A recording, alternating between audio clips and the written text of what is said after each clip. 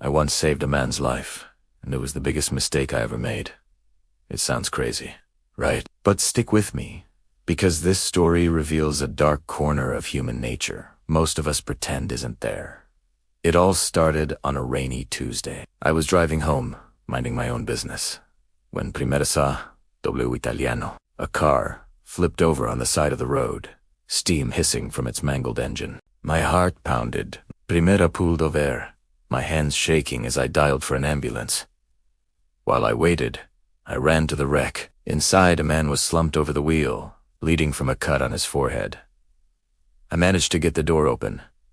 His name was Arthur. I kept him talking, kept him awake, using my jacket to apply pressure to his wound until the paramedics arrived. They told me later that if I hadn't stopped, he might not have made it. I felt like a hero. A week later, I got a call from an unknown number. It was Arthur.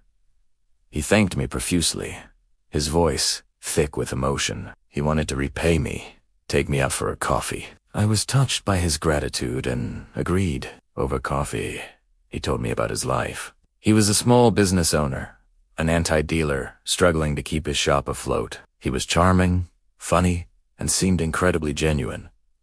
We became friends. I found myself wanting to help him. I had some savings, nothing crazy, but enough. I thought, here's a good man who just needs a little push. So, I offered him a loan.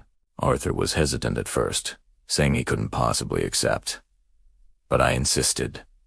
It felt like the right thing to do. He promised to pay me back within 6 months, once his business was back on its feet. He even drafted a simple agreement, which made me feel secure. For the first few months, everything was great. He'd send me pictures of new inventory, tell me about a big sale he'd made. I felt proud,